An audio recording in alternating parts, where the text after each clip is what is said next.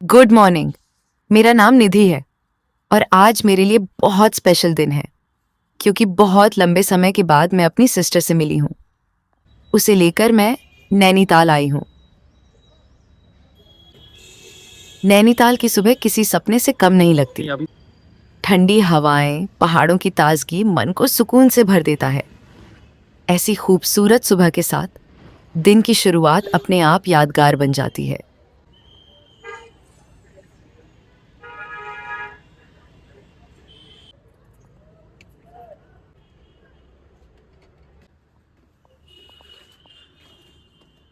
दिन की शुरुआत हमने नैनी झील के किनारे सुकून भरी वॉक के साथ की।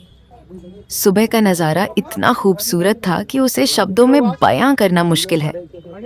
ठंडी हवाएं, शांत झील और चारों ओर फैले पहाड़ों ने इस सुबह को हमेशा के लिए यादगार बना दिया। थोड़ी देर घूमने के बाद हमें जोरों की भूख लगने लगी, तो हम झील के किनारे बने एक प्यारे से रेस्टोरेंट में लंच करने बैठ गए। नैनी झील के सामने बैठकर स्वादिष्ट खाना खाने का मजा ही कुछ और है। ठंडी हवाओं और खूबसूरत नज़ारों के साथ हर निवाला और भी खास लग रहा था।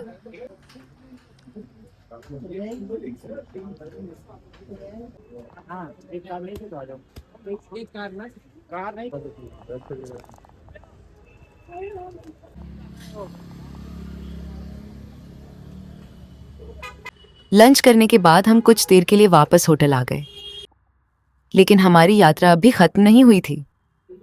थोड़ा आराम करके हम अच्छे से तैयार हुए और फिर एक बार नैनी झील की ओर निकल पड़े।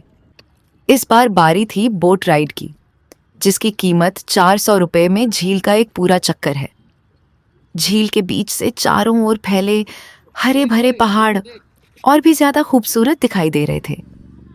ऐसा लग रहा था मानो हम किसी दूसरी ही दुनिया में आ गए हों, जहां हर तरफ सिर्फ सुकून और प्रकृति की खूबसूरती बसी हो। झील का एक पूरा चक्कर लगाने के बाद हमें जोरों की भूख लगने लगी। तभी सामने एक पिज्जा कैफे दिखा और फिर क्या था, हम सीधे वहीं पहुंच गए। वैसे तो मैं डाइट पर हूं, लेकिन जिम और डाइट अपनी जगह और पिज्जा की एक स्लाइस अपनी जगह। सच कहूं तो पिज्जा के सामने सारे वादे थोड़े डगमगा ही जाते हैं। और हाँ, गोल पिज्जा, चौको डिब्बा और तिकोनी स्लाइस, दुनिया का सबसे स्वादिष्ट गणित तो यही है। पिज्जा खत्म करने के बाद अब बारी थी नैनीताल के मशहूर लोकल मार्केट को एक्सप्लोर करने की। फिर क्या था, हम निकल पड़े मॉल रोड की रौनक देखने। सच कहूं तो जितने भी हिल स्टेशन मैं अब तक घूमी हूँ, उनमें नैनीताल का मॉल रोड मुझे सबसे ज़्यादा पसंद आया। यहाँ की चहल पहल, छोटी छोटी दुकानों की खूबसूरती, स्थानीय सामान और झील के किनारे शाम का माहौल, सब कुछ दिल जीत लेने वाला है। आप भी हमारे साथ इस खूबसूरत मॉल रोड की सैर कीजिए और कमेंट करके ज़रूर बताइए कि आपको यहाँ की सबसे अच्छी चीज़ क्या लगी।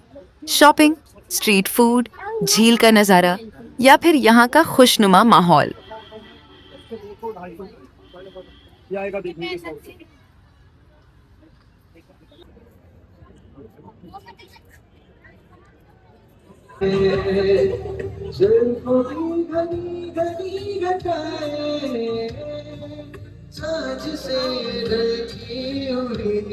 धीरे धीरे शाम ढलने लगी और हम भी दिन भर की खूबसूरत यादों के साथ होटल लौट आए।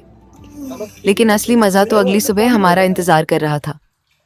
आखिर पहाड़ों में आकर अगर गर्मा गर्म मैगी ना खाई तो फिर ट्रिप कैसी। सुबह उठते ही सबसे पहला काम हमने किया, अपने लिए गर्मा गर्म मैगी बनाई। फिर बालकनी में बैठकर सामने फैले हरे भरे पहाड़ों, ठंडी हवाओं और बादलों के बीच उसका मजा लिया। वैसे एक बात बताइए, क्या आपने कभी नोटिस किया है कि घर पर वही मैगी बस 2 मिनट वाली मैगी लगती है, लेकिन पहाड़ों में वही मैगी किसी 5 स्टार डिश से कम नहीं लगती? शायद इसकी रेसिपी में कोई सीक्रेट मसाला नहीं होता, बल्कि ठंडी हवा, बादलों की चादर, चिड़ियों की आवाज और सामने फैले पहाड़ ही उसका असली स्वाद बढ़ा देते हैं। मुझे लगता है कि हम सबकी पहाड़ों की कोई ना कोई याद मैगी से जरूर जुड़ी होती है। बचपन से फिल्मों में देखा, दोस्तों से सुना या अपनी किसी ट्रिप में महसूस किया। पहाड़ और मैगी का रिश्ता कुछ ऐसा है जिसे शब्दों में समझाना मुश्किल है। हाथ में गर्मागर्म मैगी का कप, सामने धुंध से ढके पहाड़, चेहरे पर ठंडी हवा। उस पल में न फोन याद रहता है, न ऑफिस, न कोई टेंशन। बस लगता है कि जिंदगी की असली खुशी तो ऐसे ही छोटे छोटे पलों में छिपी है। और सच कहूं, अगर कोई मुझसे पूछे कि पहाड़ों की सबसे सस्ती लेकिन सबसे यादगार लग्जरी क्या है, तो मेरा जवाब होगा बालकनी में बैठकर पहाड़ों को निहारते हुए गर्मा गर्म मैगी खाना।